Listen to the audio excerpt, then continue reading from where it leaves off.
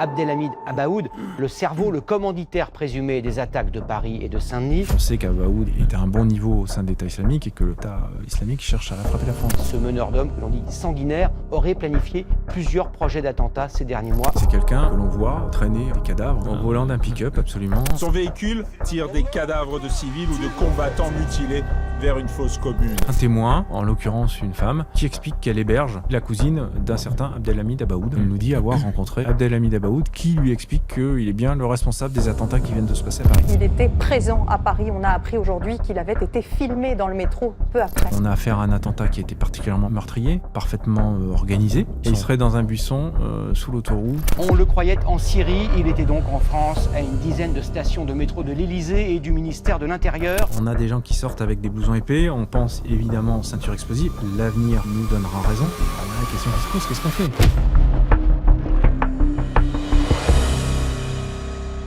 Bonjour Philippe Chadris. Bonjour. On est ensemble aujourd'hui dans Intérieur Crime parce que vous avez écrit ce livre, 5 jours, 5 nuits, novembre 2015, au cœur de l'antiterrorisme. C'est aux éditions du Rocher. Au moment où vous écrivez ce livre, vous êtes directeur national adjoint de la police judiciaire, mais vous nous replongez en fait 10 ans en arrière, dans cette période des attentats du 13 novembre 2015. À ce moment-là, vous êtes patron d'un service un peu particulier qu'on appelle la SDAT, la sous-direction antiterroriste.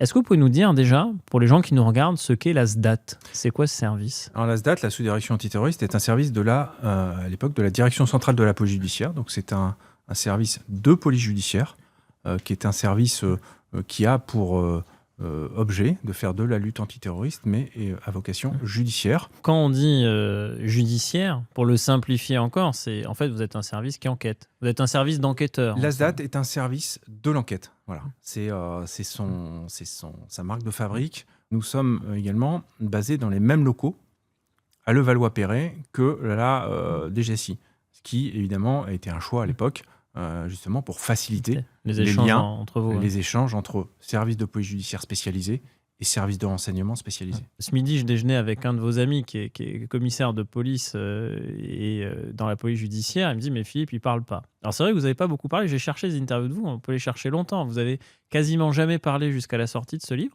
Alors, ma question est très simple. Pourquoi maintenant ? Pourquoi vous parlez maintenant ? Moi, j'ai écrit ce livre pour 3 raisons. 3 raisons principales. La première, c'est, les 10 ans s'y prêter, c'est de ne pas oublier, et effectivement, nous devons de rendre hommage aux victimes. Les attentats du 13 novembre, c'est 130 personnes décédées, c'est des centaines de blessés. Je pense qu'on a ce devoir de mémoire. La seconde raison, c'est que je pense que 10 ans, c'est un peu le temps où la mémoire commence à se sédimenter, à un peu faire défaut. Et donc, je pense que c'était important. Je voulais, et c'est l'objet du livre, je voulais vraiment rendre hommage, exprimer toute ma gratitude envers les enquêteurs, tous ceux qui ont œuvré durant ces jours, ces nuits, ces mois, ces années funestes, et en particulier, évidemment, à l'égard des enquêteurs de la sous-direction antiterroriste que j'ai dirigée. Frédéric, Nicolas, Sonia, voilà. tous les policiers de la SDAT, ils sont cités à de nombreuses reprises. C'est vrai. C'est pour eux que vous avez écrit ? Absolument, c'est tout à fait ça. Effectivement, vous l'avez dit, je parle assez peu, et je dis souvent que la police judiciaire, c'est un sport d'équipe. Et ce qui permet de réussir une enquête, quelle qu'elle soit, mais qui plus est en matière antiterroriste, on y reviendra, c'est finalement le collectif.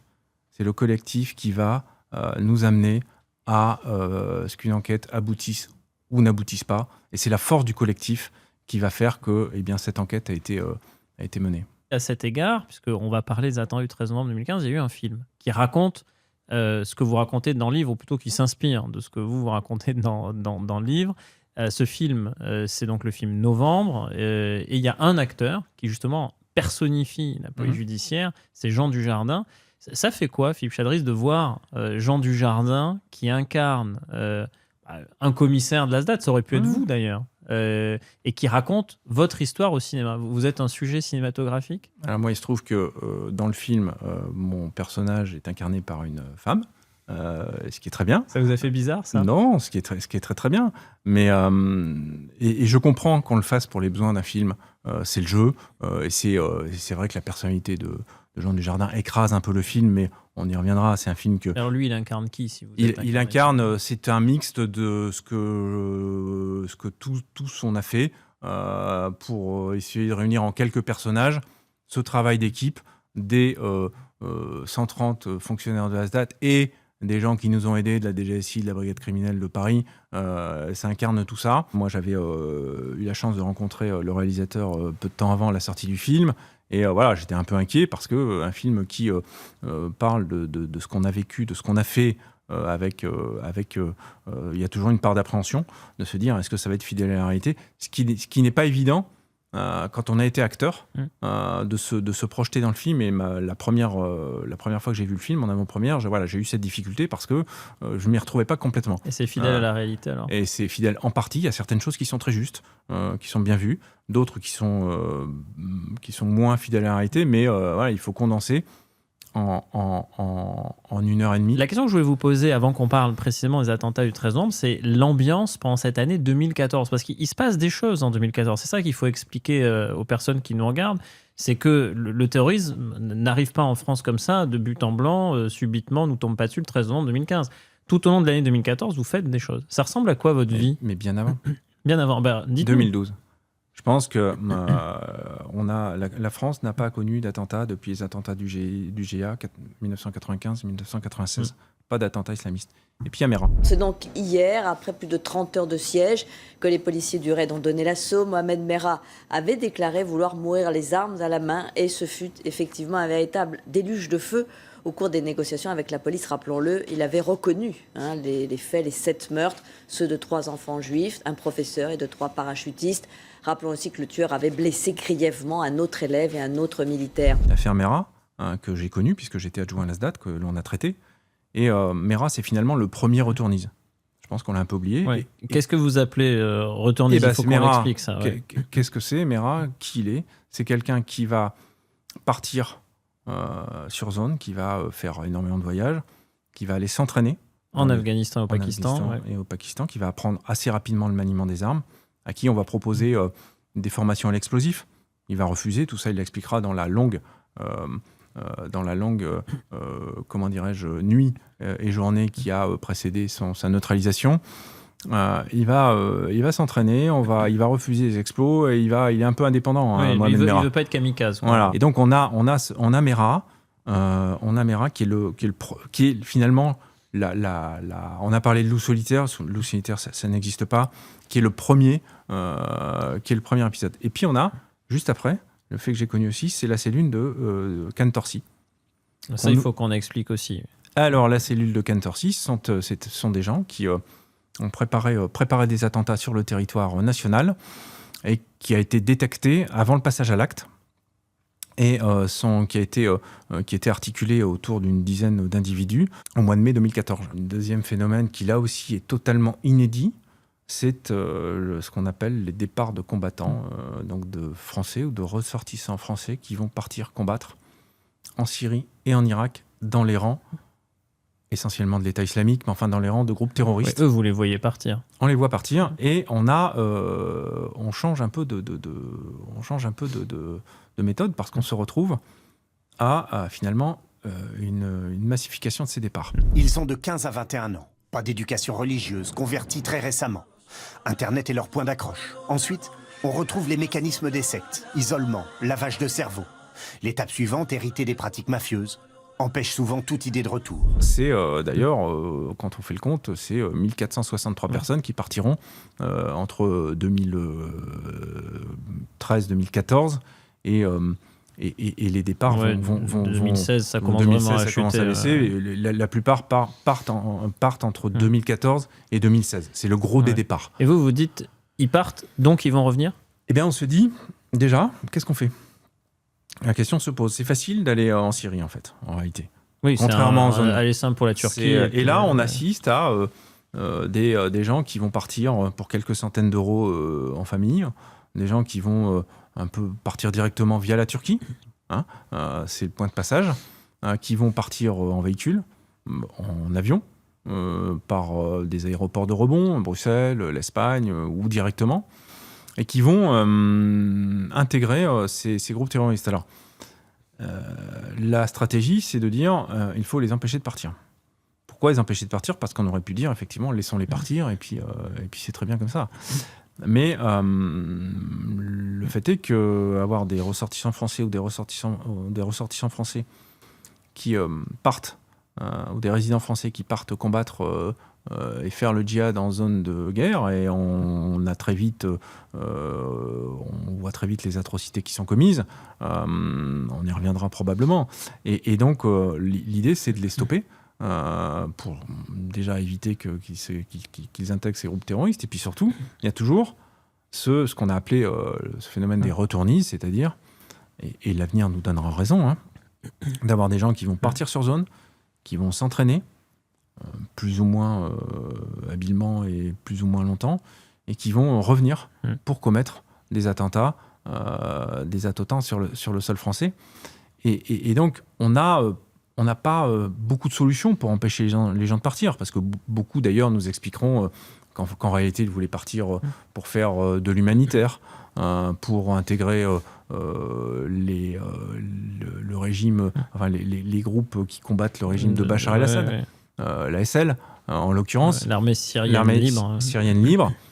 Et pas du tout pour aller intégrer un groupe terroriste. Donc on se retrouve avec cette situation. On n'a pas finalement de mesures administratives. Il faut établir aussi une fois sur zone ce qu'ils font, ce qui est compliqué parce que sur zone on fait pas de constatation. Oui, mais vous n'êtes pas sur place. On n'a pas d'audition, on fait pas de filature. Nous ne sommes pas sur place. Donc il faut utiliser au départ les réseaux sociaux parce qu'ils parlent beaucoup sur les réseaux sociaux. L'État islamique, qui, contrairement à Al-Qaïda, va avoir une réelle. Alors on suit tout ça, qui va avoir une réelle volonté d'intégrer des combattants étrangers. Contrairement à Al-Qaïda qui se méfie un peu de ses combattants étrangers. Élitiste, Bon, on va dire ça, plus élitiste, et qui fait attention, mais l'État islamique, c'est totalement l'inverse. C'est une vraie politique de recrutement.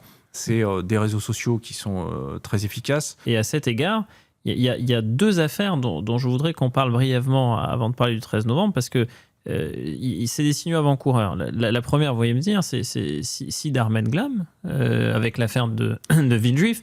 C'est cet homme qui va se tirer une balle dans le pied, d'une certaine façon, qui est présenté comme un terroriste un peu malhabile, un peu honteux, qui assume pas. Est-ce que vous pouvez d'abord nous raconter cette affaire ? Parce que vous êtes, vous, aux affaires, quand il y a cette affaire. Sid Ahmed Glam, c'est quelqu'un qui va rater, puisqu'il va se tirer accidentellement une balle dans la jambe, mais qui va tuer Aurélie Châtelain, probablement parce qu'il va peut-être imaginer qu'elle est policière, elle est dans sa voiture. Oui, c'est ça. Ce qu'il faut expliquer, c'est qu'il a sans doute un projet d'un attendant dans une église. Alors lui, il a plusieurs projets, parce qu'en fait, l'État islamique cherche à frapper, à avoir un impact psychologique. L'idée, c'est de réaliser une tuerie de masse, et notamment sur une gare. Sid Ahmed Glam va faire des repérages sur des gares, sur des églises, et il va choisir Villejuif, une église à Villejuif. Donc il va préparer un peu son Lui, action. son idée, c'est de tuer des gens à la sortie d'un office. Absolument. Et donc on a les prémices de ça. Il se fera interpeller parce qu'il appelle les secours, parce que blessé. Et vous arrivez à échanger avec lui en tant que chef de la SDAT ? Moi, personnellement, non. Mais vos enquêteurs, oui. Les enquêteurs, absolument. Et puis on va reconstituer un peu son parcours. On va s'apercevoir qu'effectivement, il était en contact avec Abdelhamid Dabaoud. Et puis on va retrouver aussi son armement. C'est-à-dire que, évidemment, on va faire des perquisitions, on va retrouver d'autres armes. Et on va s'apercevoir qu'effectivement, il avait un vrai projet criminel. Et puis surtout, on a, juste après, Ayoub El-Kazani. Oui, voilà. Alors ça, c'est le deuxième dont je voulais qu'on parle. Et ça, Ayoub El-Kazani... Ça, c'est l'affaire du Thalys. C'est l'affaire du Thalys, 93-64, qui... ça, c'est précis, vous qui retenez a le lieu numéro au mois d'août 2015. Donc juste avant le 13 novembre. On est au mois d'août 2015. On a cet individu qui va rentrer dans le Thalys, Amsterdam-Paris, et qui est armé, on dénombrera 285 cartouches de Kalash sur plusieurs chargeurs. Donc vous pouvez tuer toute la rame. Exactement. Le Thalys venait juste de traverser la frontière entre la Belgique et la France, quand un Français se lève, le héros anonyme, Damien. Il ne souhaite pas dévoiler son nom de famille ni s'exprimer. Vendredi, 17h45, il se dirige vers les toilettes et se retrouve face au tireur, torse nu, avec ce sac qu'il portait en bandoulière et cette Kalachnikov à la main. Le jeune homme se jette sur le tireur et tente de le désarmer. Ils se battent. Damien finit à terre et le tireur, lui, parvient à s'extirper. Il se retrouve alors dans la voiture 12, face aux voyageurs. Il tire au moins un coup de feu. La balle blesse un premier passager. C'est un Américain qui vit en France. Il est grièvement blessé, mais toujours vivant. On a un Français qui intervient quand même dans un premier temps, et puis ces militaires américains qui arrivent à le désarmer parce que Ayoub El Kazani, on s'apercevra qu'il aura fait une formation assez courte sur zone. Il n'est pas très à l'aise avec la Kalash. Il se fait neutraliser par ces militaires américains. 285 cartouches dans un espace clos comme Thalys. On passe à 2 doigts d'une tuerie de masse. Très clairement. C'est alors qu'entrent en scène les militaires américains. Spencer se précipite le premier, suivi par Alec. En face, le tireur n'arrive plus à manier sa Kalachnikov. Dans la foulée, le 3e Américain arrive. C'est l'ami des 2 autres, un étudiant, suivi du Britannique, qui était assis un peu plus loin dans la rame. Ils finissent par maîtriser le tireur. Ils le frappent fortement à la tête, il tombe inconscient et ils le ligotent. On est au mois d'août, donc on est quelques mois avant donc on a cette situation qui est extrêmement tendue avec des attentats qui sont des échecs. Mais vous comprenez, Philippe Chadris, assez vite que derrière ces 2 affaires dont on vient de parler, Villejuif, le Thalys, il y a un homme, c'est Abdelhamid Dabaoud. Puisqu'on reconstitue effectivement le trajet d'Ayoub El Kazani en Europe par le flux de migrants, et on établit son trajet, et on sait qu'il était en contact d'Abaoud. Je voudrais maintenant justement qu'on recentre un peu l'échange sur Abdelhamid Dabaoud, parce que quand vous dites dans ce livre 5 jours, 5 nuits aux éditions du Rocher, c'est 5 jours, 5 nuits à traquer notamment Abdelhamid Dabaoud. Alors, qui est cet Abdelhamid Dabaoud ? C'est qui ? Comment vous le décririez, cet homme ? Abdelhamid Dabaoud, c'est quelqu'un que l'on connaît puisqu'il a une surface médiatique. C'est quelqu'un, souvenez-vous, que l'on voit traîner des cadavres. Derrière son pick-up. Au volant d'un pick-up, absolument. Très tôt mêlé à des affaires de vol, vite confronté à la justice, il part en Syrie en 2013. Là-bas, il devient Abou Oumar al-Baljiki, le Belge. Les photos et les vidéos montrent un homme devenir un combattant acharné et déterminé, le chef d'un groupe de terroristes d'origine francophone. Avant, on tractait des jet skis, des quads, des grosses remorques remplies de cadeaux, de bagages pour aller en vacances au Maroc. Maintenant, on tracte les infidèles, ceux qui nous combattent, ceux qui combattent l'islam. Son véhicule tire des cadavres de civils ou de combattants mutilés vers une fosse commune. Et qui est donc connu des services d'enquête, des services de renseignement, qui est quelqu'un qui vit en Belgique, d'origine marocaine, et qui fait partie, qui a été condamné par défaut par la justice belge, et qui est parti sur zone, et qui est quelqu'un qui a une place importante, qui nous est décrit comme un émir sur place, qui a une place importante. On sait qu'il a servi dans des unités combattantes, dans des unités d'élite au sein de l'État islamique. Donc c'est pas... et c'est quelqu'un qui apparaît dans l'affaire, d'ailleurs il s'en cachera pas, dans l'affaire de Verviers, puisque ce Verviers, il est à Athènes à ce moment-là, et c'est lui qui drive un peu les choses à Verviers. Il s'en cache pas, et c'est quelqu'un qui passe à visage découvert, ce qui pour nous est un signe, ce ne sera pas le seul, de gens qui ont de toute façon rien à perdre. Mais pourquoi il veut absolument frapper la France ? Parce que vous décrivez son parcours. Il est marocain, il a vécu en Belgique, notamment dans le quartier de Molenbeek, le fameux quartier dont on va aussi reparler, où a grandi Salah Abdeslam, son frère Brahim Abdeslam. Enfin, il y a tous ces gens du quartier de Molenbeek, près de Bruxelles. Et on pourrait dire, il n'y a pas vraiment de lien avec la France. Il est marocain, Belgique. Pourquoi il veut frapper la France ? Souvenez-vous le message d'Al-Adnani quand il dit « tuez-les tous, les Français ». Le méchant et sale français. Ouais. Les méchants et sales français. La France est particulièrement visée par l'État islamique. La France participe à la coalition. Elle est présente. Les forces spéciales sont présentes. On bombarde des positions de l'État islamique. Donc la France a un rôle. François Hollande est menacé directement. El-Adnani menace la France. C'est ça le français. Et puis on a des Français qui se rendent coupables d'exactions sur place. Maxime Auchard, quand il va faire il sera mis en scène dans cette vidéo, sera le premier Français qui va décapiter des prisonniers syriens. Kevin Chassin, quand il est au volant de son camion pour faire un attentat kamikaze, il y a une vingtaine de Français qui réaliseront des actions kamikazes. Donc on a les Français qui sont très présents sur zone, donc ils veulent frapper leur pays parce que la France est présente et elle lutte contre l'État islamique sur zone. Donc lui, Abdelhamid Dabaoud, il veut clairement frapper la France, nous frapper. il envoie des gens. Ça aurait pu, en août 2015, très mal tourner. On aurait pu vivre une tuerie d'ampleur égale au Bataclan, vous venez de nous le dire. Absolument. Donc j'imagine que vous le cherchez partout. L'action qui est menée par les services antiterroristes en France, c'est une action de renseignement, mais c'est une action judiciaire. Mais on a aussi une action qui est menée par les forces de la coalition, par les services de renseignement en dehors de nos frontières. On le sait, on a des échanges avec nos collègues de la DGSI, avec nos collègues des services de renseignement. Et aussi, ils cherchent à localiser. Évidemment, et Abdelhamid Abaoud fait partie des objectifs prioritaires qui sont assignés aux forces de la coalition également. Mais lui, on ne sait pas qu'il est en Belgique, en fait, à l'automne 2015. Non, absolument. On nous le donne effectivement comme présent sur zone, ce qui est donner présent sur zone, pour les gens qui n'ont rien, ça veut dire qu'on vous dit qu'il est en zone syro-irakienne et en fait, il est en Belgique et ça, vous l'ignorez. Et ça, on l'ignore. Puisqu'il fera plusieurs allers-retours, d'ailleurs, en traversant l'Europe, notamment par les flux de migrants. Les attentats du 13 novembre nous les montreront. Abdelhamid Abaoud, il est en Belgique, on l'ignore, les services l'ignorent, vous-même, service d'enquête antiterroriste, vous l'ignorez, et il va préparer les attentats du 13 novembre 2015.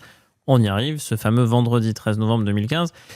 Vous racontez dans votre livre, Philippe Chadris, que ce soir-là, il y a un moment festif, en fait, ce vendredi soir. Oui, il y a l'anniversaire de mon adjoint. Et donc, on a... Après... Mais vous êtes au service, quand même. Absolument. Enfin, on part du service assez tard. Ce qu'il faut bien comprendre, c'est qu'à cette période-là, depuis... moi, quand je prends les rênes de la SDAT en 2014, on est dans un rythme d'enquête qui est absolument colossal. C'est-à-dire que on a des gens, des enquêteurs, qui effectivement passent beaucoup plus de temps au travail que chez eux, qui sont envoyés en mission à l'étranger, en France, et qui sont dans un rythme... Vous vivez dans vos bureaux et sur le terrain en même temps. On ne vit que pour ça, c'est-à-dire qu'on est dans l'état de la menace, les voyants sont totalement en rouge, on est, j'allais dire, on est à fond. Oui, parce que vous redoutez une tuerie de masse en France. Bien sûr, parce qu'on vient d'en parler, les signes avant-coureurs sont là, l'état de la menace est là, on parle avec les services de renseignement, on sait ce qui se passe sur zone, voilà, et puis on travaille. Ce soir-là, quand donc il y a l'anniversaire de votre adjoint, donc le fameux Frédéric, là, que vous présentez, vous racontez dans le livre que vous descendez au parking, là, dans les sous-sols à Levallois-Perret, et que vous n'avez même pas le temps de vraiment vous commencer pour... Oui, enfin, je roule déjà, je suis quand même sur les quais. Pour rentrer chez vous. Et, effectivement, et là, votre téléphone, vous dites gling, gling, gling, gling, gling, gling, gling, gling, vous pouvez l'utiliser, quoi. Il y a tellement de messages. En réalité, ça va très très vite, parce que et c'est assez bien fait, d'ailleurs, dans le film, on voit aussi ces téléphones qui sonnent en permanence, et effectivement, tout le monde essaye de contacter tout le monde, parce qu'il se passe quelque chose à Paris. Et c'est assez confus dans un premier temps. C'est-à-dire qu'on nous parle d'explosions, de kamikazes, du Stade de France. On nous parle des terrasses, de dizaines de morts. Donc en fait, ça va très très vite. Donc la règle en la matière, c'est que les gens reviennent au service. Beaucoup reviendront spontanément, sans même qu'on les rappelle. Et puis après, la chaîne hiérarchique fait son travail et les gens reviennent. Vous, Philippe Chadris, donc vous dites, bon, d'abord, vous avez beaucoup de mal à utiliser votre téléphone parce que comme tout le monde vous appelle en même temps, ça le sature. Ouais. Mais vous trouvez quand même le temps d'appeler votre femme. Vous dites, vous passez un coup de fil très bref, embrasse les enfants et vous raccrochez. On comprend vite, on comprend très très vite que les faits sont graves, qu'il y a effectivement des dizaines de morts. Et quand moi je reviens au service, l'attentat n'est pas terminé, puisqu'on a encore une prise d'otage en cours. On a les collègues de la BRI qui vont s'apprêter à intervenir. Donc on a cette situation de grande confusion où toutes les infos arrivent. Donc il faut... on sait qu'on va partir pour des jours. Quand on est saisi, on ne sait même pas combien on va avoir de scènes de crime à traiter. Mais c'était important pour vous, ce coup de fil avec votre épouse, parce que d'ailleurs, vous le mentionnez dans le livre, donc c'est qu'il a dû compter quelque part, et puis c'est à elle et à vos enfants que vous oui, c'est vrai, mais parce que là aussi, les familles, vous savez, à ce moment-là, à cette période-là, les familles, elles subissent beaucoup. Elles subissent vos absences. Les absences, elles subissent le climat qui est quand même compliqué. Moi, mes enfants sont jeunes à l'époque. Alors ma femme est fonctionnaire de police, donc effectivement, elle comprend. Mais c'est pas évident pour les familles d'avoir des gens qui sont absents. Oui, parce que vous n'êtes jamais chez vous pendant. On n'est jamais à la maison. C'est une période où on a vécu au bureau, passé des nuits, des jours, week-end compris, au bureau. Et ce soir-là, quand vous retournez au service Vous dites quoi? Vous dites ce qu'on redoutait tous, on y est, ça y est, on est face à oui, face à c'est un ça. peu ce qu'on se dit. On dit voilà, là, cette fois, il y avait eu cet état de sidération lors des attentats de janvier. Effectivement, la tuerie de Charlie Hebdo, on a beaucoup de morts, des policiers tués. J'allais dire, c'est l'attentat après Mera, c'est celui qui arrive, qui est très meurtrier et qui effectivement amène cet état de sidération de l'ensemble de la population. Et là, on est dans une autre dimension. C'est quoi votre rôle? Parce que vous dites c'est la crise, tout le monde revient vite au service, Exactement. mais votre métier c'est quoi ce soir-là? Le métier, c'est de faire l'enquête. Nous sommes saisis vers 23h et à ce moment-là, on nous dit, on me dit, voilà, vous êtes désigné service coordonnateur. Ce qui est très... ça oblige parce que... Il y a tout sur vos épaules. Là. Exactement. Ça veut dire que c'est vous qui êtes responsable de la conduite de l'enquête. Ce qui, sur un attentat comme ça, j'avoue quand même que lorsqu'on me désigne service coordonnateur, j'ai quand même quelques secondes où je me dis, là, il va falloir quand même être bon parce qu'on sait à ce moment-là que les attentats sont multiples, qu'on a beaucoup de morts. Et donc, le job, qu'est-ce que c'est? C'est de faire l'enquête et de répondre très vite à 2 questions essentielles, pour faire simple. Et c'est les questions qu'on nous pose et auxquelles il faut répondre. C'est combien de victimes? Combien de morts? Y a-t-il des terroristes dans la nature? C'est les 2 premières questions. La première question, je m'arrête un instant sur la première question, parce que spontanément, quand on pense service d'enquête, on ne pense pas au décompte de victimes. Pourquoi c'est si important qu'un service d'enquête dénombre les victimes? Et pourquoi c'est votre rôle? Il faut les dénombrer, mais il faut les identifier aussi. Et c'est-à-dire que sur des scènes de crimes compliquées, comme celle du Bataclan, comme celle des terrasses, on n'a pas de liste a priori de victimes. Donc ça veut dire qu'il faut identifier les gens parce que il y a les familles qui attendent, savoir où sont leurs enfants, leurs proches, est-ce qu'ils font partie des blessés, est-ce qu'ils ont été hospitalisés, est-ce qu'ils font partie des morts. Les victimes sont aussi des témoins.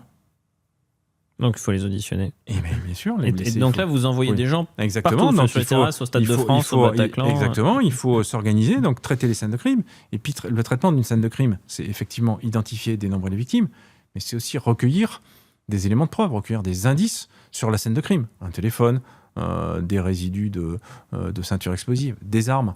Donc on a tout ce travail d'enquête criminelle classique qui est lancé de manière sur un fait qui est évidemment qui n'est pas une simple scène de crime avec une personne décédée, assassinée, où là on a affaire à une scène de crime qui est très compliquée, à des scènes de crime qui sont très compliquées à gérer. Donc, et puis la pression des familles qui veut bien sûr la pression des familles. Donc pour ce faire, et puis les victimes, on a malheureusement affaire à des victimes qui, alors même si la plupart des gens ont été tués par des tirs, mais on a des victimes qui sont défigurées, qui ont subi le blast, qui ont subi des tirs de Kalachnikov qui sont très, très impactants. Donc on ne peut pas identifier, c'est pas parce qu'on va trouver une carte d'identité à côté de quelqu'un que c'est forcément cette personne. Et puis nous, on a le devoir de répondre aux familles des victimes. Est-ce que la personne que je veille à l'hôpital, est bien mon fils ou ma fille? Oui, on comprend que les erreurs, c'est dramatique. Exactement. Dans ces situations. Et donc, il faut avoir une extrême rigueur. Et on a appris des attentats précédents, et notamment des attentats de janvier, où, eu égard au nombre de victimes, je désigne un commissaire de police, en l'occurrence une commissaire de police, pour s'atteler à cette tâche qui sera de dénombrer, identifier au plus vite les victimes de ces attentats. Donc c'est une tâche qui est difficile, parce que les enquêteurs vont faire des annonces d'essais aux familles. Et puis, il faut répondre aux questions. Est-ce que la personne est bien celle-là? On va interroger ses proches pour voir si elle a des signes particuliers. On va faire des empreintes dentaires, des empreintes digitales, de l'ADN. Donc ça va nous prendre un peu moins de 4 jours. Parce qu'il y a un temps record. Il faut expliquer que pour un attentat multisite comme ça, en 4 jours, être capable de dire à des familles, votre proche est victime, pas victime, il est mort et voilà le corps. Exactement. C'est dans un temps voilà. vraiment et puis il y a les blessés aussi. Les blessés sont des témoins. C'est important de les entendre et d'amener des réponses aux familles. Et ça, c'est le rôle de la police. C'est le rôle d'un service d'enquête. Et puis, c'est aussi déterminer les éléments qu'on va retrouver sur la scène de crime. Et puis, y a-t-il des attentats y a-t-il des terroristes dans la nature? La cellule a-t-elle été totalement dénombrée? Identifier les terroristes au plus vite. Pourquoi identifier les terroristes? Parce que, savoir qui ils sont, d'où ils viennent, quel était leur parcours. Ont-ils des complices à l'extérieur? Ont-ils laissé des véhicules? Aller en perquisition dans les domiciles? Et ça, vous le faites parallèlement de l'identification des victimes. Bien c'est sûr, ça qu'il tout faut ça bien se fait. expliquer. Exactement, tout ça se fait en configuration crise, hein, donc selon. Ça vous consomme des moyens importants. Mais Parce c'est que l'identification, c'est des centaines de personnes qui vont être mobilisées. Et pendant ce temps, il faut ceux qui enquêtent. Voilà, et au plus fort de la crise, c'est plus de 1500 enquêteurs qui vont être mobilisés. Et donc le rôle d'un service coordonnateur, c'est de mettre en musique tout ça. On met en place un numéro vert. Enfin, numéro d'urgence. Le fameux numéro 197. Qui permet de mettre en place des postes de travail qui vont recevoir les appels des témoins. Des gens, vous en recevez des on en recevra milliers, sur les 11 jours, ouais. Sur les 11 jours de mise en place du 197. On va en recevoir 17 897, je crois, plus de 17 000, presque 18 000 appels. De gens qui vont avoir des choses plus ou moins intéressantes à nous dire. Et donc, c'est du H24. Il y a 2 salles avec une répartition à Paris et à Nanterre, répartition des appels. Et les appels sont prises par des enquêteurs. C'est un choix qui est fait. Pourquoi des enquêteurs? Parce qu'on estime que seul un enquêteur de police est capable de discuter avec quelqu'un, de recueillir un peu, d'avoir un sentiment sur un témoignage, de poser les bonnes questions. Et puis il va remplir une fiche qui sera envoyée au pôle renseignement, qui est à Levallois, pas très loin de mon bureau, et qui va traiter ce renseignement. Donc le traiter, ça veut dire quoi? Ça veut dire qu'est-ce que le renseignement dit? Il y a une vérification à faire à Marseille. Eh bien, on va saisir nos collègues de Marseille pour que Marseille fasse la vérification et ainsi de suite. Donc on a cette machinerie qui se met en place, qui est extrêmement lourde, mais qui est un espèce de rouleau compresseur qui va nous amener à prendre en compte 100% des témoignages qui nous arriveront sur le 197, mais aussi sur un site internet. Vous disiez tout à l'heure, Philippe Chadris, il y a donc 2 questions auxquelles vous devez répondre. La première, qui sont les victimes? Et parallèlement à ça, il y a la deuxième question. La deuxième question, c'est qui sont les terroristes? Et même la question sous-jacente, c'est est-ce qu'ils sont de nature? Est-ce qu'ils vont passer à l'acte? Comment est-ce qu'on identifie déjà les terroristes qui sont passés à l'acte ce soir-là? Comment vous travaillez? Alors déjà, lorsque l'on est saisi, les attaques ne sont pas terminées. On a une prise d'otage qui est en cours, puisque au Bataclan, 2 terroristes sont à l'étage, retiennent des otages, et on est en attente de l'intervention de la BRI, qui aura lieu le lendemain vers minuit 20. Et donc évidemment, le travail est lancé, et on ne peut pas accéder à cette scène de crime du Bataclan. Les services de secours ont du mal à récupérer, ont du mal à faire leur office. Et donc on a une situation qui est extrêmement dégradée. On commence les constatations au Stade de France, évidemment. Donc comment on identifie un terroriste? Eh bien, ce sont là aussi les constatations des agents de la police technique et scientifique qui vont relever des empreintes, faire des prélèvements ADN, regarder si on a des papiers. Stade de France. Stade de France, ce que j'allais vous dire, c'est 3 kamikazes. C'est la première fois d'ailleurs qu'il y a des kamikazes. Absolument en France. Donc sur c'est le sol inédit. français. C'est une affaire inédite. Et donc on a des passeports. Mais c'était des vrais faux passeports. Enfin, est-ce que ceux qui se sont fait exploser étaient vraiment les détenteurs? Des passeports syriens, alors qu'on établira que les auteurs étaient pour 2 d'entre eux des Irakiens. Et donc on va... Et ça, je m'arrête juste sur ce détail, parce que ça a été beaucoup commenté, des terroristes kamikazes qui se font exploser pour la première fois avec des gilets qui ont leur passeport. Pourquoi venir avec son passeport se faire exploser? Il faut passeport parce que il faut traverser le flux des... Mais pourquoi l'avoir sur soi au moment de la commission de l'acte? Une fois qu'on a décidé de mourir, si on reprend l'affaire des attentats de janvier, on retrouve la carte d'identité de Kouachi. La carte d'identité de Kouachi dans la voiture. Donc, en fait, on a des gens... ce qu'il faut bien comprendre à ce moment-là, et c'est aussi nouveau pour nous, c'est que une fois que ces terroristes sont dans leur démarche et ont commencé le passage à l'acte, on sait qu'ils vont aller au bout. Mais vous ne dites pas c'est un leurre, ils ont mis un faux passeport. Nous, ils nous mettent on a des éléments, la police judiciaire, on travaille sur des faits concrets, des éléments de preuves que l'on va réunir. Donc on a des passeports, on travaille sur les passeports. On va s'apercevoir que ces gens, assez vite, ont traversé l'Europe avec 199 migrants qu'on va, tout au long de l'enquête, alors dans les semaines qui vont suivre, qu'on va identifier, qu'on va essayer de récupérer à travers l'Europe, qu'on va interroger. Vous devez retrouver des migrants clandestins qui ont voyagé avec eux pour qu'ils vous donnent des informations sur eux. Absolument. C'est colossal. C'est colossal, mais c'est le travail. Et donc, et puis, parallèlement, eh bien, on va identifier, on va avoir des fils à tirer.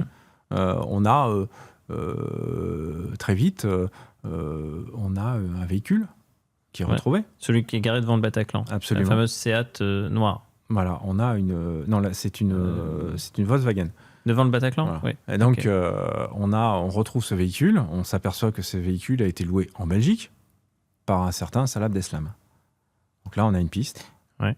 On va identifier la personne qui va se faire exploser au comptoir Voltaire, Brahim Abdeslam, frère de Salah Abdeslam. On va retrouver un autre véhicule, la Seat noire, loué au nom de Brahim Abdeslam. Donc en fait, l'enquête se met en marche. On va retrouver à une centaine de mètres du Bataclan un téléphone dans une poubelle. Ouais. Et il y a quoi dans le téléphone ? Dans le téléphone, on a les messages « on commence ». Le fameux « c'est parti, on commence ». C'est parti, on commence, absolument. Et puis, ça va nous permettre également d'identifier un appartement conspiratif à Alfortville. Donc, en fait, l'enquête se met en marche. Et tout ça se fait en même temps. Et donc, on a l'assaut qui est donné par la BRI à minuit 20. Et il faut identifier les gens. Il y a une question que les Français se posent, mais elle a été posée lors du procès notamment. C'est la question de la location de la voiture, donc Volkswagen, qui est devant le Bataclan. Vous dites elle est louée par un certain Salah Abdeslam. Bon, très vite, vous comprenez bien quand vous faites votre bilan qu'il n'est pas parmi il en manque un. Voilà, d'ailleurs, la revendication des frères Klein, le lendemain, souvenez-vous, elle arrive le 14, en fin de matinée, vers 11h30. On a une revendication des frères Klein, Jean-Michel et Fabien Klein. Et donc, il y en a un qui chante et un qui absolument, on parle de 8 terroristes et on n'en a que 7. Donc on a quand même un problème. Il nous en manque un. Et puis surtout, on sait que Salah Abdeslam, il est manquant. Parce qu'effectivement, on s'apercevra qu'il a pris la route vers la Belgique. Et comment vous expliquez, c'est ça ma question, mais qu'on le rate, entre guillemets, qu'il arrive à quitter la France ? Parce que vous avez son identité. Il n'est pas identifié tout de suite. C'est-à-dire qu'en fait, on l'identifie au petit matin, en fait, en réalité. Donc, vous prenez la plaque de la voiture, vous comprenez que c'est une voiture belge. On a la voiture belge, on contacte les collègues belges, et ainsi de suite. Et donc, on déroule. Et puis, on s'aperçoit qu'il a été contrôlé vers Cambrai, sur l'autoroute, avec 2 personnes qui seront interpellées assez rapidement par nos collègues belges, Atou et Hamza.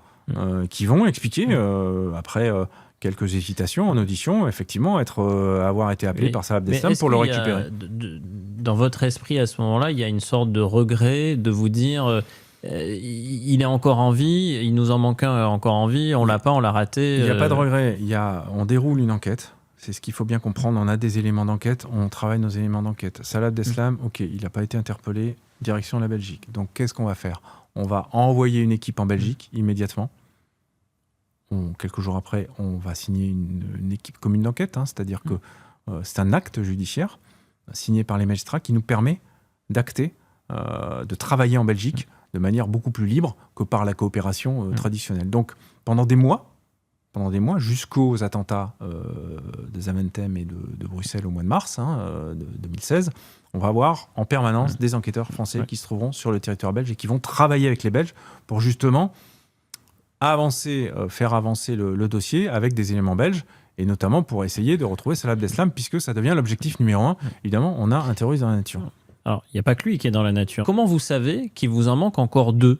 Eh bien, sur les terrains, j'entends. En fait, l'enquête se déroule. Donc, on va localiser un appartement conspiratif à Alfortville. On va localiser, grâce au 197... Vous dites conspiratif, c'est là où ils avaient logé, avant de passer à l'acte. Un appartement à Bobigny. Donc, on va dérouler des investigations, faire des relevés d'empreintes. On va identifier des gens, savoir qui est passé par quel appartement, et ainsi de suite. Et puis surtout, on va exploiter des témoignages. On va exploiter de la vidéo.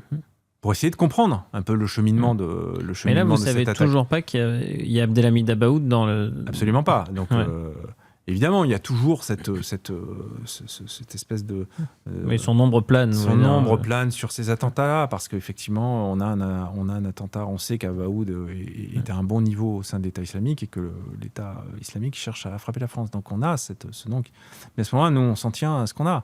Et donc, on va dérouler nos investigations et on va travailler sur notamment l'exploitation de vidéos. L'exploitation de vidéos, c'est quoi ? C'est l'exploitation des vidéos de la ville de Paris, bien sûr. Donc ça, c'est les caméras qui sont sur la voie publique. Exactement. Ouais. Et puis l'exploitation aussi de toutes les vidéos privées qu'on va récupérer parce que les gens filment avec leur téléphone et puis on va faire des auditions de témoins, des auditions d'un témoin qui par exemple va nous dire qu'un des tireurs sur les terrasses portait des baskets oranges. Ouais.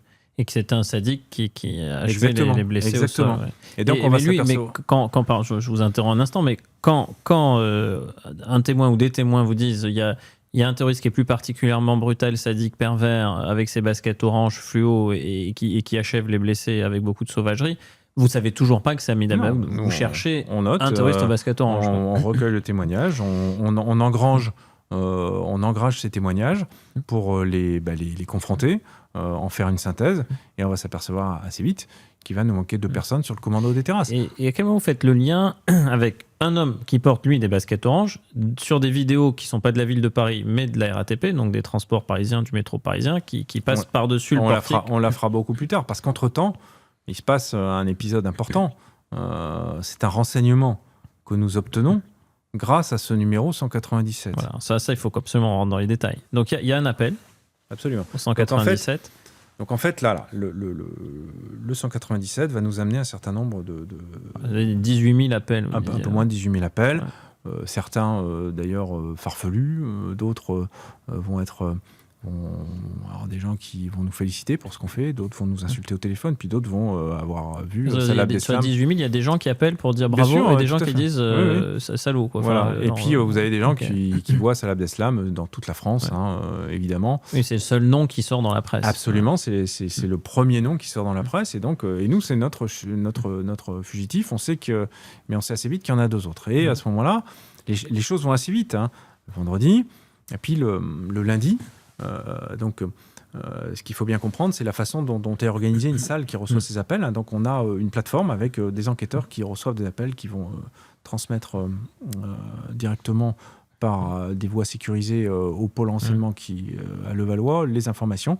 Et là, on va avoir il y a un chef de salle qui connaît le dossier, puisqu'il y a c'est aussi un challenge. C'est-à-dire, il faut mettre les enquêteurs à niveau.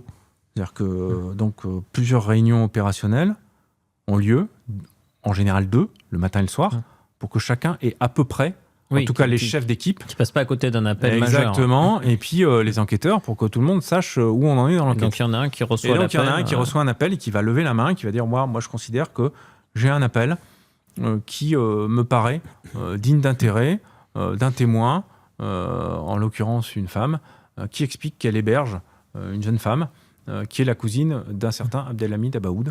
Et donc, effectivement, Abaoud connu, l'enquêteur percute, comme on dit chez nous, et effectivement, et le témoignage ne va pas suivre les voies normales, et va être traité prioritairement, et va nous arriver à Levallois dès le lundi. Et vous voulez entendre, donc c'est la fameuse Sonia, comme ça qu'elle est baptisée par la presse, qui a un prénom d'emprunt.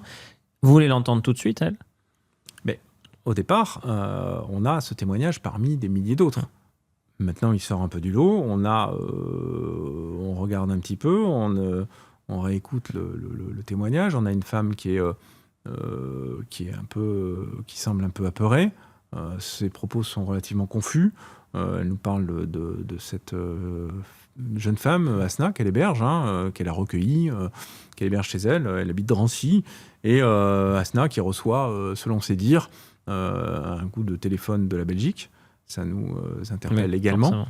Évidemment, et qui nous dit quand même qu'elle a vu, qu'elle s'est rendue avec Asna, qu'elle s'est rendue, elle et Sonia, donc son compagnon, avec Asna, dans un buisson à Aubervilliers, rue de la Bergerie, à côté de l'autoroute, sous l'autoroute à 86. Donc, Et ses propos sont confus. Elle nous parle d'attentats en préparation et que la mission qui lui a été assignée à Asna, c'est de trouver un logement pour ces terroristes, parce qu'elle parle de plusieurs personnes, même si elle ne voit. Et elle nous dit avoir rencontré et avoir discuté avec Abdelhamid Abaoud, qui lui explique qu'il est bien le responsable des attentats qui viennent de se passer à Paris. Donc là, c'est vrai que ça nous paraît quand même un peu gros. Abaoud, quelqu'un qui a une place importante dans l'État islamique. On a affaire à un attentat qui a été particulièrement meurtrier, parfaitement organisé. 130 morts. Ouais. Et il serait dans un buisson. Et il serait dans un buisson sous l'autoroute. Comme un SDF. Comme un SDF. Et d'ailleurs, elle nous dit il a un bob et il ressemble à un Roumain. Bon, donc, quoi qu'il en soit, on a quand même... on vérifie 2-3 choses et elle nous dit, elle nous décrit son apparence physique. Elle dit, ça, c'est en audition, vous voulez dire, pas au téléphone. Alors, ensuite, effectivement, vous la recevez. On la reçoit parce qu'effectivement, on estime que son témoignage est digne d'intérêt, donc on la convoque au service et elle arrivera quelques heures. Le témoignage est recueilli, je m'en souviens, à 14h56 et on va l'entendre à 18h30. L'audition va durer jusqu'à 21h à peu près, ce qui n'empêche pas de commencer à lancer les vérifications sur ce que dit, verbalement elle nous a dit. C'est-à-dire qu'on n'attend pas effectivement, on ne fait pas les choses, on va très très vite. Il y a une, alors je veux dire si c'est une légende ou si c'est la réalité, mais il se dit que quand elle arrive donc à Levallois-Perret, elle a assez fort caractère et vous voulez la fouiller parce que c'est la procédure. Et elle veut pas, elle dit si c'est comme ça, je m'en vais. C'est ça vrai, se passe pas très bien. Ça effectivement, comme ça. Mais ça se passe pas très bien parce que effectivement, elle dit mais je comprends pas, j'ai des éléments à vous donner. Nous, on fait les choses, dans les règles. Il faut avoir des process, il faut faire les choses dans les règles. Il y a quand même, on sait qu'il y a des terroristes dans la nature. Il y a des risques d'attentats. Effectivement, tous ne sont pas neutralisés. Salah Abdeslam est dans la nature. On sait que sur le commando des terrasses, il nous en manque 2. La revendication fait qu'effectivement, il nous manque du monde. Donc, on a des des terroristes qui sont dans la nature, clairement. Donc, il faut se méfier. Il faut être vigilant. Et puis, il y a aussi peut-être ce risque de piège, de dire est-ce que on ne veut pas attirer des services antiterroristes dans un piège en faisant croire qu'on est en capacité de localiser Abaoud. Mais en réalité, ça ne change pas grand-chose. Parce qu'en fait, on a un témoignage et on a un témoin qui dit voilà, j'ai discuté avec Abdelhamid Abaoud, j'ai discuté avec lui. Et elle nous le décrit, elle nous dit voilà, il avait son bob, il est sorti des fourrés avec un nom de code. Asna était en lien avec quelqu'un en Belgique, il a guidé un code 10-10, 10e attentat, c'est ce qu'Abaoud lui expliquera. Et elle nous dit il avait des baskets oranges. Ouais, et là, vous tiltez tout de suite. C'est des éléments qui ne sont pas sortis dans la presse. On a cet élément-là. Et puis, elle nous dit, mais c'est son cousin. Donc, on fait des recherches très vite et on va établir très rapidement le lien de cousinage entre Abaoud et Asna Aïd Bouhassen. Et là, quand vous dites, on le cherchait à l'étranger, on le cherchait en zone syro-irakienne, et en fait, il est dans un buisson en Aubervilliers, ça s'organise comment ? Vous envoyez des enquêteurs ? En fait, dès que le témoignage est recueilli verbalement, on commence à s'organiser. C'est-à-dire qu'on fait les vérifications, le lien de cousinage, on regarde... On fait des vérifications, évidemment, sur le témoin. On travaille sur le témoin. Téléphone, bornage. On va très vite travailler sur la téléphonie d'Asna Aïd Bouhassen. On va s'apercevoir qu'on a les bornages qui nous amènent effectivement Nancy, qui nous amènent à Aubervilliers. Donc on a quand même des concordances qui nous, rapidement... Oui, elle vous ment pas, quoi. Voilà, on voit qu'elle nous ment pas, elle est en panique. On voit qu'elle nous ment pas et puis de toute façon on n'a pas le choix. C'est-à-dire on déroule les investigations. On a un témoin qui dit voilà, j'étais avec Abaoud, donc on déroule cette investigation. Donc ça va assez vite. Donc c'est quoi ? C'est mise en place de techniques spéciales d'enquête, c'est-à-dire écoute téléphonique, c'est-à-dire surveillance physique, surveillance vidéo. Donc on a au sein de l'ASDAT une unité qui est spécialisé. Qui part dans ce buisson aux et qui va donc prendre en compte le buisson. On va s'apercevoir que l'endroit est très compliqué à surveiller. Il y a des casses automobiles. C'est un milieu qui vit la nuit. On ne peut pas s'en approcher. On ne voit pas grand-chose. Donc, c'est mise en place de surveillance physique aux abords, mise en place de surveillance technique. C'est de la vidéo qu'on va mettre un peu partout. Et puis, c'est prise en compte. Donc, travail sur le témoin, évidemment. Et puis, c'est prise en compte d'Asna Aïd Bouhassen. Parce que c'est Oui, probablement, c'est elle qui fait le lien entre ce commanditaire qui sera en Belgique et qui va et qui lui donne les instructions pour qu'elle s'occupe de. Et vous vous souvenez du moment où vous avez la première image d'Abdelhamid Abaoud Oui, alors moi je m'en souviens parce que en fait les choses vont assez vite, c'est-à-dire qu'on a ce témoignage qui est recueilli le lundi, on va reprendre son audition, on va reprendre l'audition qui va nous permettre d'affiner un petit peu les choses. Donc le lundi on est le 16 novembre. Absolument, le 16 novembre. Et là on lance les choses et on va avoir donc mise en place des surveillances physiques, on s'organise, il faut tenir H24, on a une équipe dédiée qui va ne traiter que cet aspect-là, pendant que les autres travaillent, continuent à identifier des victimes, continuent à chercher Salah Abdeslam, continuent à être en Belgique, et voilà, tout ce travail se fait, et donc ça devient effectivement une priorité pour le service, et donc on va dédier plusieurs dizaines de personnes qui vont avoir pour objectif de travailler sur cet aspect du dossier. Donc cette image, vous l'avez. Et cette image, on l'a à l'issue d'une filature, parce que le 17, en fait, ça va aller très très vite. On s'aperçoit avec les écoutes téléphoniques, avec les quelques coups de fil que le témoin va nous passer, que les choses vont très vite et on voit, qu'est-ce qu'on constate, que Asna Iboulessen, eh bien, s'affaire. Elle prend ça, elle veut le loger, très à cœur, puisque Abaoud lui demande des costumes de ville, des choses qui passent bien, dit-il, des chaussures. Et donc, elle s'affaire, et c'est ce que nous expliquera Sonia. C'est une mission qu'elle a, elle a à cœur de rendre service à son cousin et de lui trouver un logement. Donc, elle s'affaire pour ça. Donc, elle contacte le fameux Jawad Ben Daoud. Donc, on va la suivre toute la journée du lundi, du mardi, et puis on va s'apercevoir qu'à l'issue d'une filature, qu'elle va rentrer dans un bureau de poste.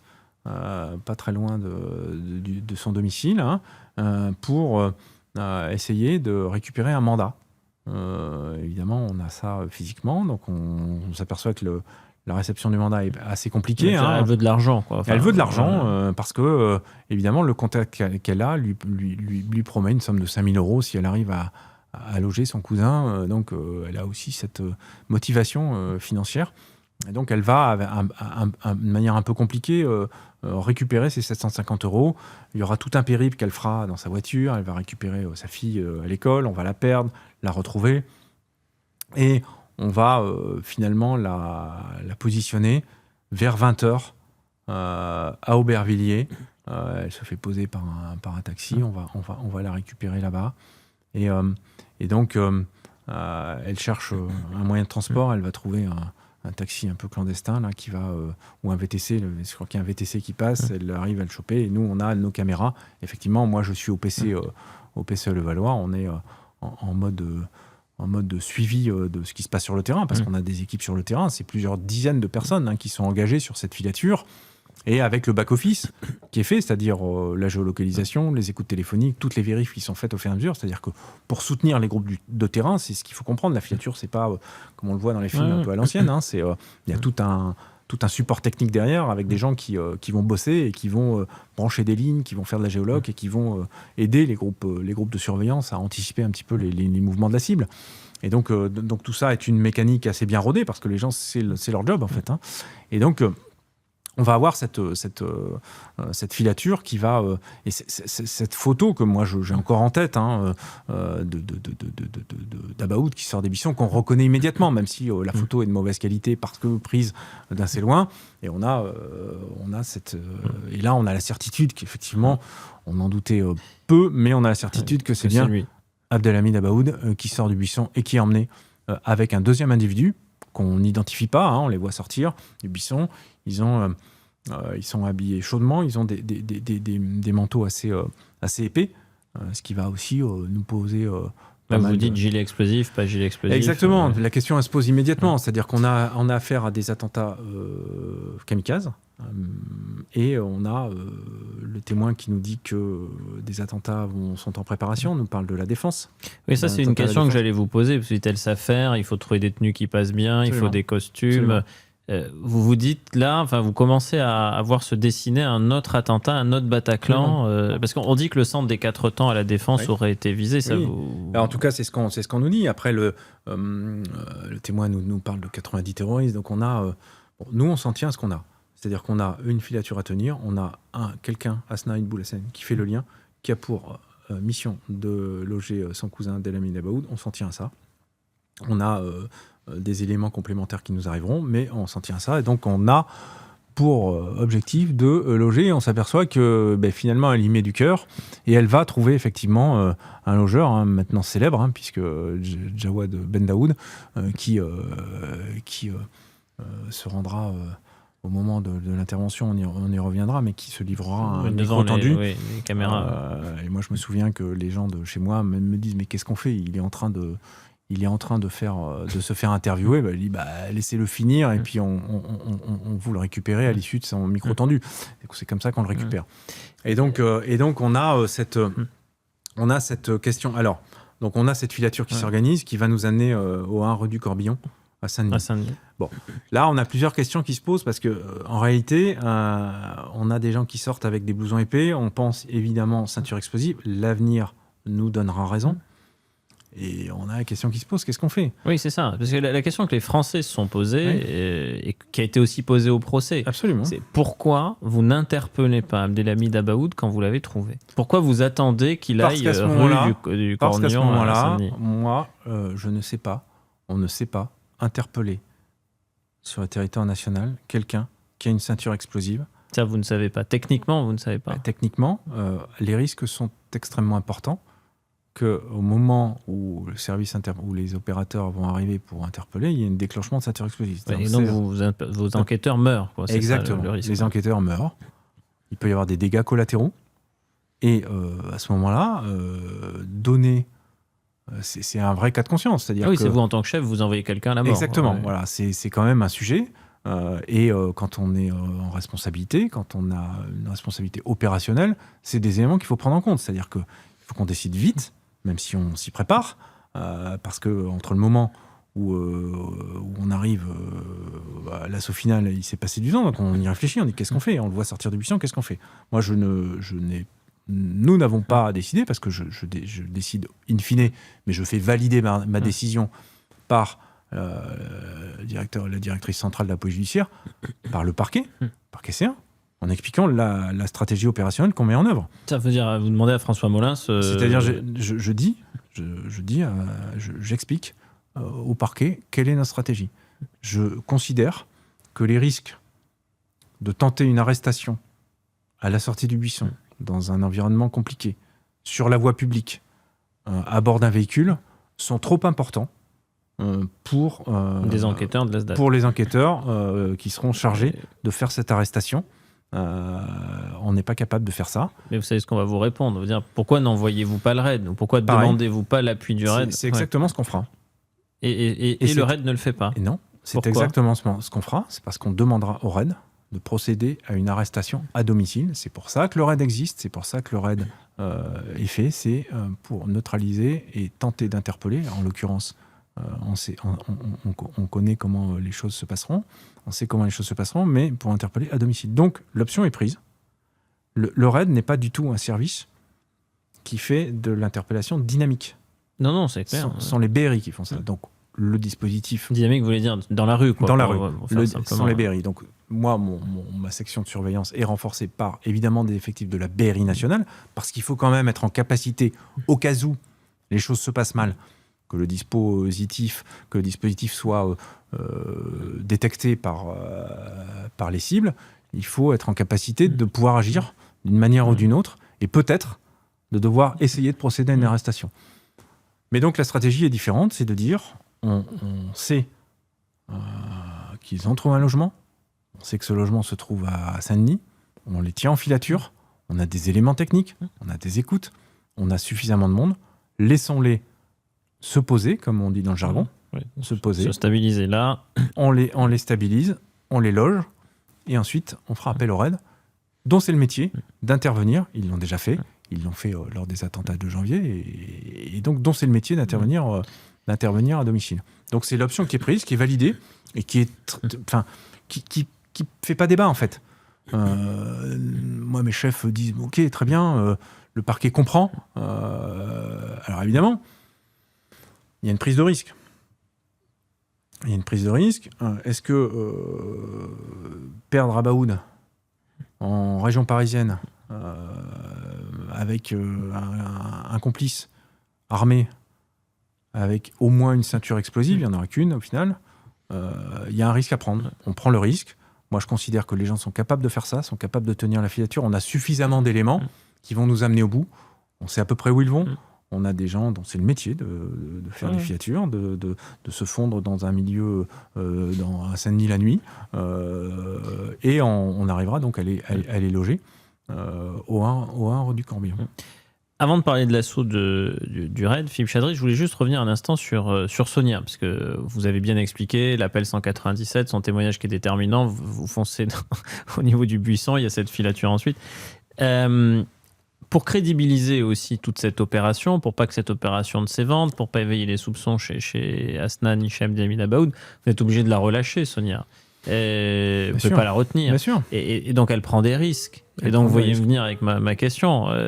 Comment vous pouvez protéger une femme On la protège à distance, on est très présent, on a un certain nombre de dispositifs techniques, on a des écoutes téléphoniques, on a le témoin qui nous semble suffisamment pertinent et solide pour assurer Mais vous comprenez les critiques, je sais pas, mais commentaires à minima de ceux qui ont dit que vous lui avez fait prendre un risque à Sonia. Comment vous recevez ces commentaires-là ? Vous considérez ça ? Lorsqu'on est amené à prendre des décisions dans une enquête, on les prend avec les éléments dont on dispose à un moment T. On peut refaire effectivement toute l'histoire différemment une fois qu'on connaît les choses. Mais tout ça, c'est quelque chose qui se décide, une décision qui est prise au final, mais ça se décide au vu d'éléments d'enquête qu'on a. Ça se décide avec mes collaborateurs, on passe nos journées et nos nuits ensemble et on en parle, on pèse. C'est de l'analyse fine de ce qu'on a à ce moment-là. Donc on décide de prendre un certain risque, on prend ces risques-là. Au final, la stratégie qui est mise en place fonctionne, puisqu'on arrive à loger Abaoud, on arrive à déterminer l'étage. 3e étage, porte droite. On fait un petit briefing rapide à 2h du matin avec Jean-Michel Fauvert, le chef du raid, qui est chef du raid à l'époque, et quelques-uns de ses collaborateurs. Ça va très vite, il est 2h.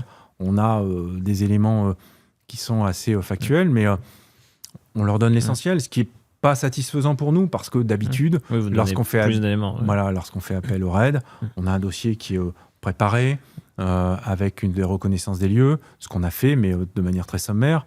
Donc le dossier est là, on a peu d'éléments.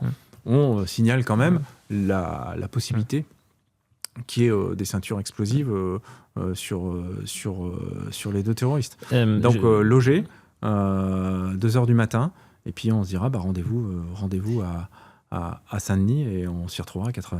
Je reviens un instant sur Sonia parce que j'avais encore une question sur son cas, parce qu'il y a des commentaires qui ont dit que vous lui aurez fait prendre des risques et vous nous expliquez que vous avez fait ce que vous deviez faire dans les circonstances qui étaient celles-là à ce moment-là.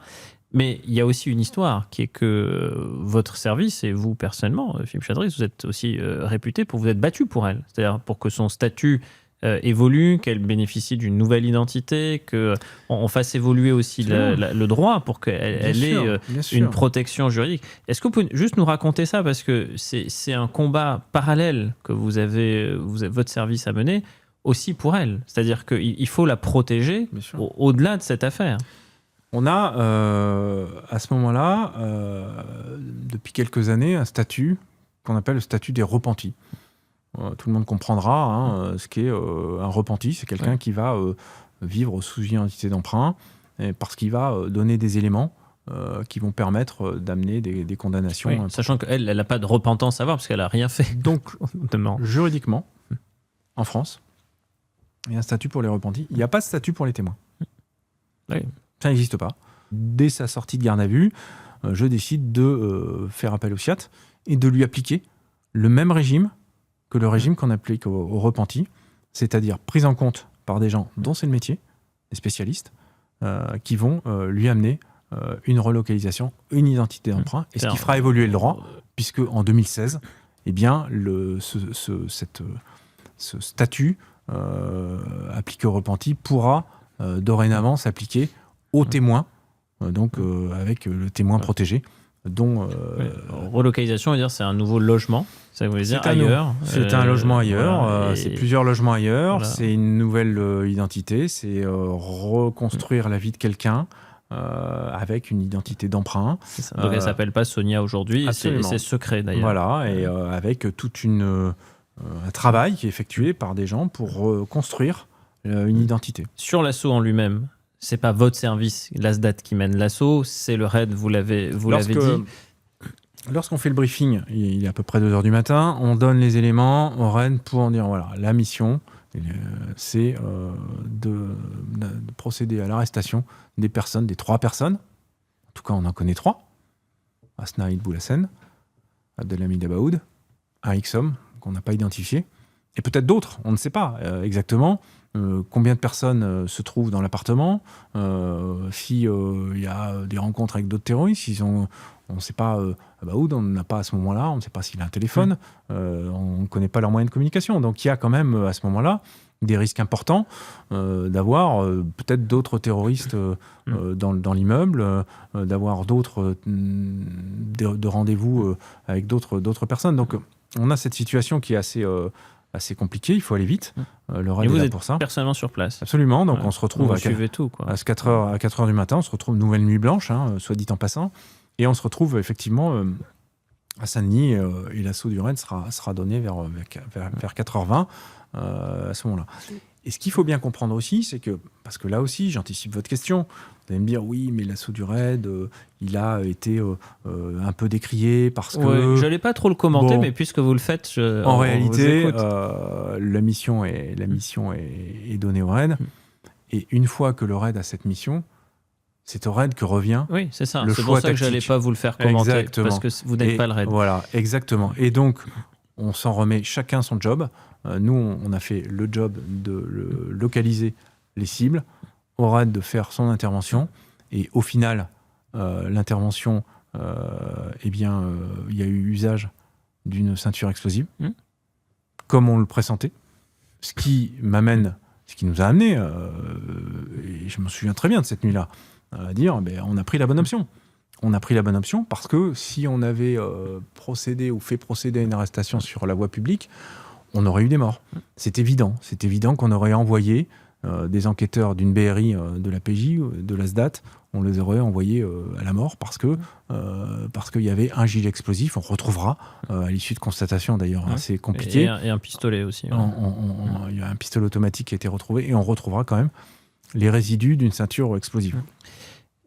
Sur cet assaut, je n'allais pas vous faire commenter l'assaut en tant que tel, mais j'ai une question quand même sur le résultat. Parce que le résultat, donc, c'est la mort d'Abdelhamid Abaoud. C'est là que s'arrête son périple, à lui, ce 18 novembre 2015, donc le mercredi qui suit le vendredi. On est au 5e jour, les fameux 5 jours, 5 nuits de votre livre.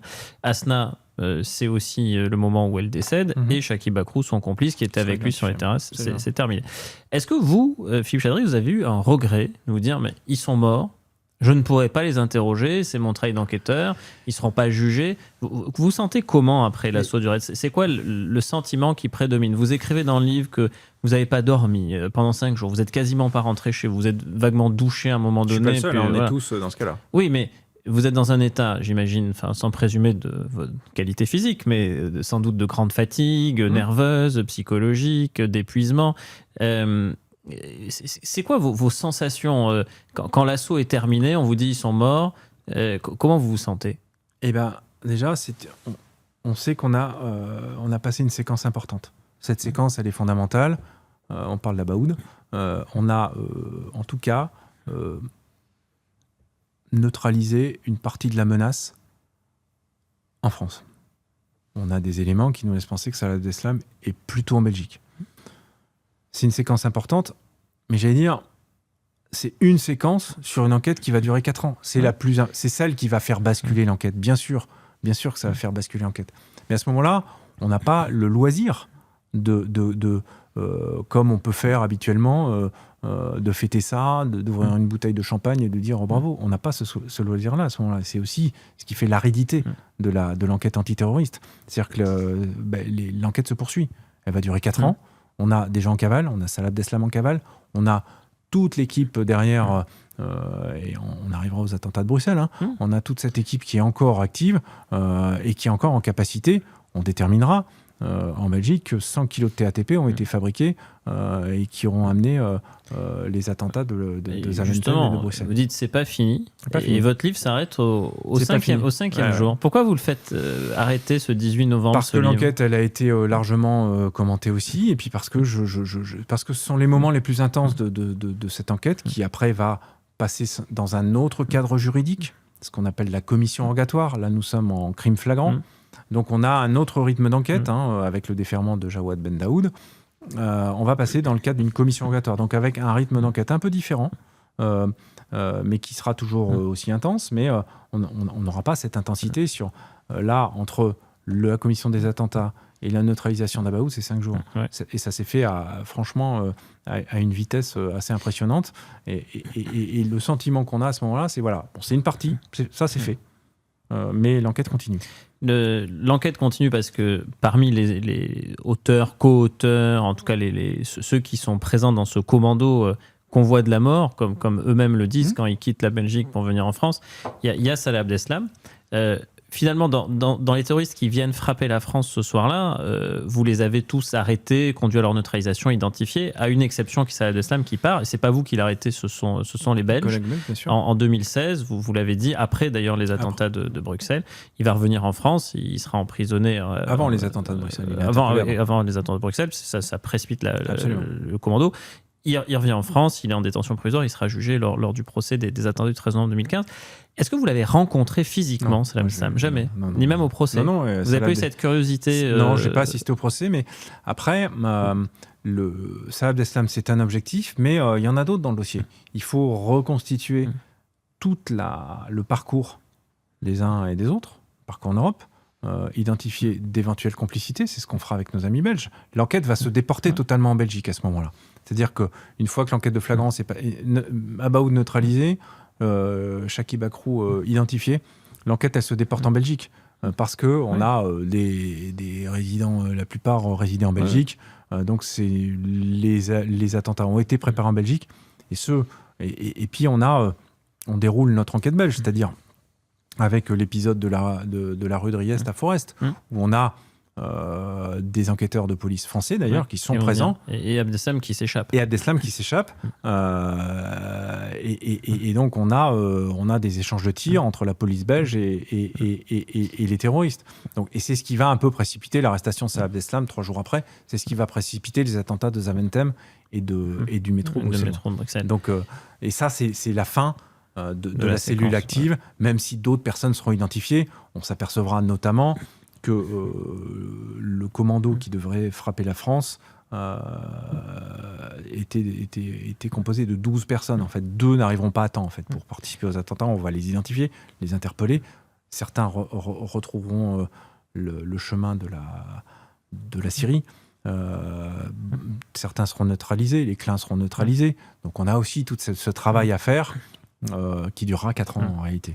Et moi, ce qui me fait dire que au final, l'enquête, lorsque le verdict est rendu, il n'y a aucun appel. Non. Ni de la part du ministère public, ni de la part des condamnés. Ouais. Donc j'ai la faiblesse de penser que l'enquête a été bien faite. Qu'elle a été totale, et que même s'il y aura toujours un peu de zone d'ombre dans des faits pareils, c'est une enquête hors norme. Jamais une enquête judiciaire de cette ampleur, de cette nature, n'a été conduite en France. C'est 460 tomes de procédure. Comment vous le vivez, ce procès? C'est un procès hors norme, qui est long, qui est très long, avec des phases plus ou moins importantes, des témoignages plus ou moins importants.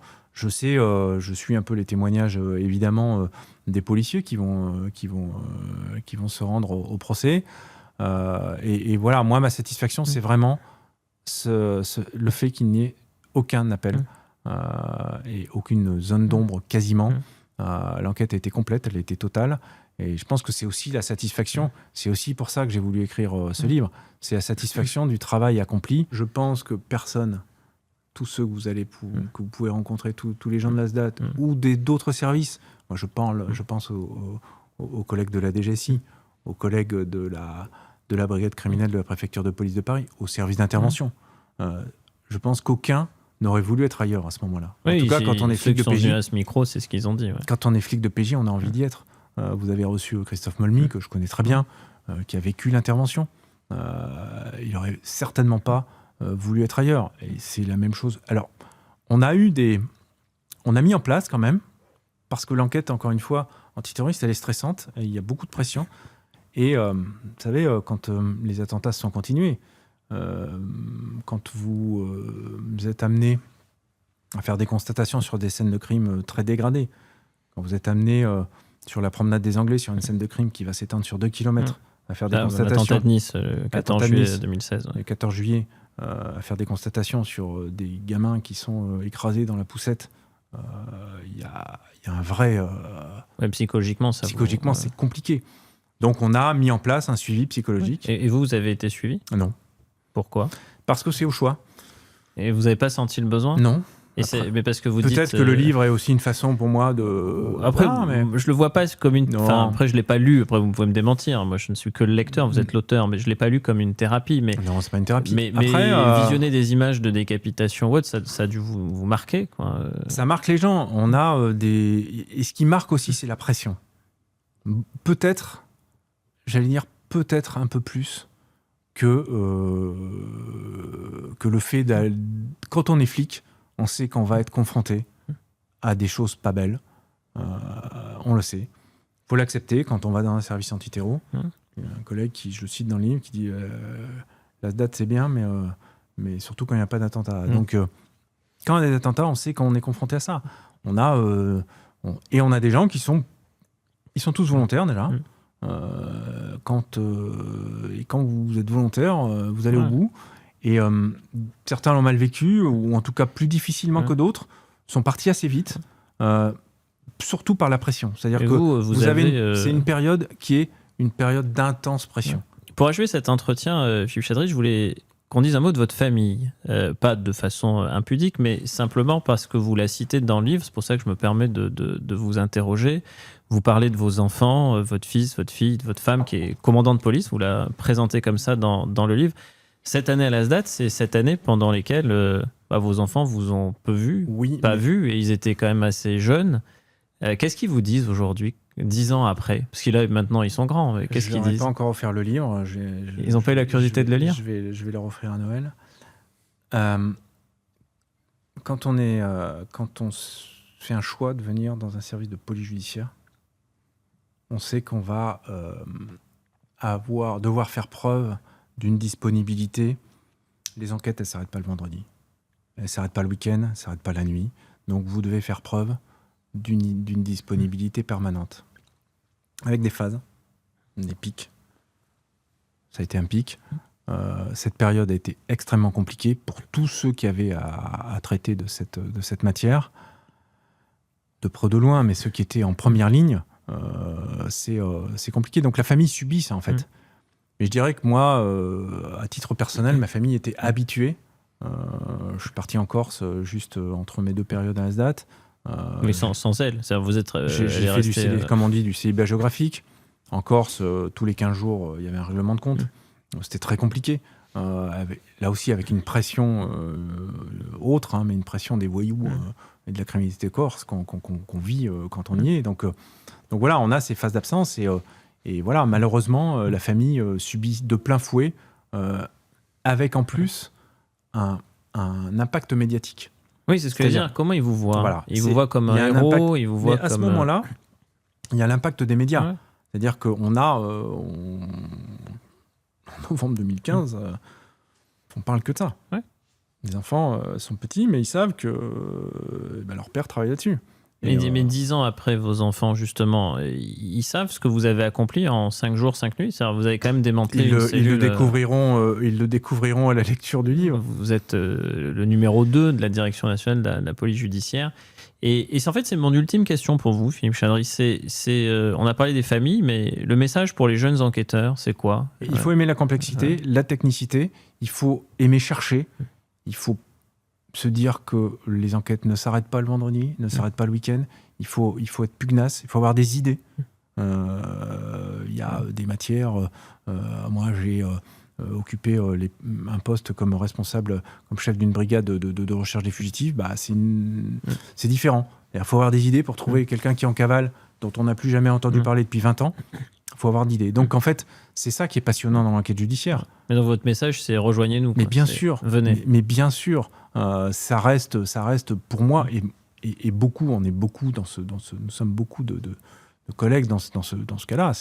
Moi, je suis rentré pour ça. On rentre en PJ pour ça. Certains vont rentrer pour faire de l'intervention, pour faire du renseignement, pour faire de la voie publique, très bien. Mais l'enquête judiciaire, ça reste quand même, à mon sens, c'est passionnant parce qu'il faut faire fonctionner ces ménages. Et puis parfois, on a des moments qui sont plus difficiles que d'autres. Mais rejoignez l'investigation, évidemment. Merci, Philippe Chadris. Je rappelle votre livre, 5 jours, 5 nuits, et c'est aux éditions du Rocher.